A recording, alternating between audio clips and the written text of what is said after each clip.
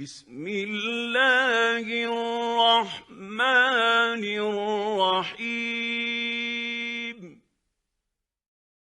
بسم اللہ الرحمن الرحیم. باب سوم در بیان غسل و آن مشتمل است بر سہ فصل. تیسرا باب غسل کے بیان میں اور وہ 3 فصلوں پر مشتمل ہے. فصل اول در بیان فرائض غسل. پہلی فصل غسل کے فرائض کے بیان میں.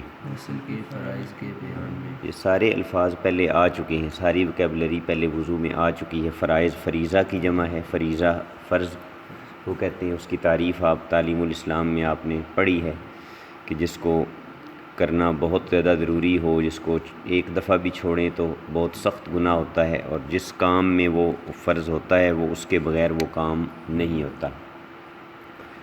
ہر کے بعد دانش و تمیز بود،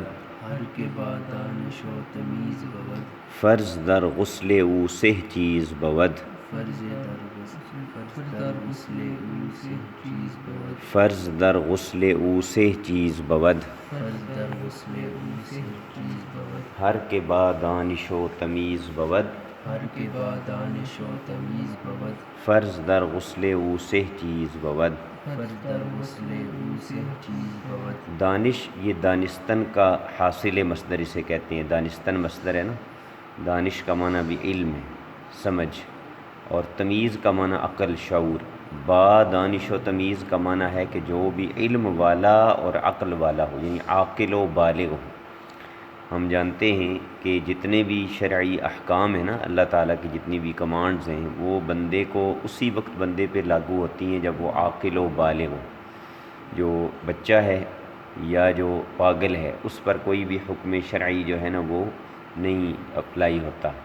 تو اس لیے کہا کہ ہر کے کا معنی جو کوئی، با دانش و تمیز عقل والا اور علم والا، یعنی عاقل اور بالغ ہو. جو کوئی عاقل اور بالغ ہو اس کے غسل میں 3 چیزیں فرض ہیں.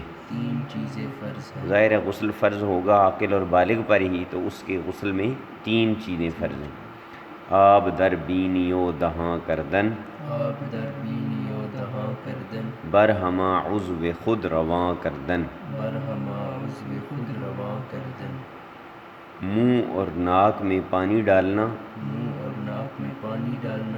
اپنے تمام اعضاء پر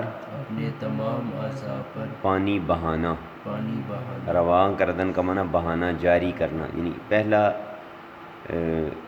فرض غسل میں وہ کیا ہے؟ منہ میں پانی، یعنی کلی کرنا. لیکن ایک کلی ہوتی ہے وضو کے لیے، اور ایک غسل جو فرض ہوتا ہے غسل جنابت اسے کہتے ہیں. یہ بھی یاد رکھیں، جب بندے پر غسل فرض ہو جاتا ہے تو اس غسل کا نام ہے غسل جنابت. جنابت اس حالت کو کہتے ہیں کہ جب بندے پر غسل فرض ہو، اس بندے کو جنوب کہتے ہیں. قرآن کریم میں بھی یہ لفظ ہے وَإِن كُنتُمْ جُنُوبًا فَاطَّهَّرُوا. ٹھیک ہے، تو اس حالت میں جو غسل کیا جاتا ہے نا، تو اس میں جو منہ میں پانی ڈالتے ہیں یا کلی کرتے ہیں تو وہ وضو کی طرح نہیں ہوتی، بلکہ وہ اس طرح ہوتی ہے کہ گلے کی یہ جو ہڈی ہے یہاں تک پانی پہنچے. یعنی جہاں سے نیچے کوئی چیز جائے تو وہ پیٹ میں چلی جاتی ہے نا، وہاں تک پانی پہنچانا. اگر روزہ نہ ہو تو، روزہ ہو تو پھر ایسے نہیں کرنا. روزہ ہو تو پھر اس کو ڈیلے کرنا ہے، روزہ کھلنے کے بعد کرنا ہے، یا جب بھی یاد آ جائے اس وقت کر لینا ہے. لیکن روزہ نہ ہو تو پھر گلے کے اس ہڈی تک پانی کا پہنچانا، اور منہ کے اندر بھی ساری جگہوں پر پانی کا پہنچانا صحیح طرح انگلی پھیر کے. یہ جو جگہیں ہوتی ہیں مسوڑوں کے ساتھ یا دانتوں کے ساتھ، ان میں اگر کوشش نہ کی جائے تو پانی نہیں پہنچتا. تو اگر منہ کے اندر کوئی بھی جگہ خشک رہ گئی تو اس بندے کا غسل نہیں ہوگا. اسی طرح کچھ لوگ پان وغیرہ کھاتے ہیں یا اس طرح، تو ان کے منہ کے اندر وہ اس کے ذرات رہ جاتے ہیں، تو اس کو بھی دور کرنا ضروری ہے غسل کرنے کے لیے. اسی طرح ناک میں یہ جہاں نرم جگہ ختم ہوتی ہے اور سخت ہڈی شروع ہوتی ہے، یہاں سے سخت ہڈی شروع ہو جاتی ہے، یہاں تک تو نرم جگہ ہے نا، یہاں سے آگے یہاں تک دونوں طرف پانی کا پہنچانا. اور اگر اندر کوئی گندگی وغیرہ لگی ہوئی ہے تو اس کو چھوٹی انگلی کے ساتھ صاف کرنا ناک کو، یہ دوسرا فرض ہے۔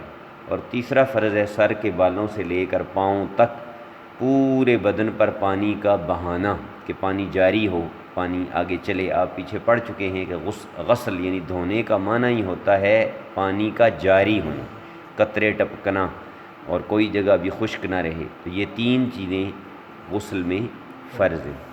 یہ پہلی فصل ہے۔ جس طرح انہوں نے ترتیب سے پہلے وضو کے فرض بیان کیے، پھر وضو کی سنتیں بیان کیں، پھر وضو کے مستحبات، پھر مکروہات، پھر نواقض، اسی ترتیب سے یہاں یہ بیان کریں گے۔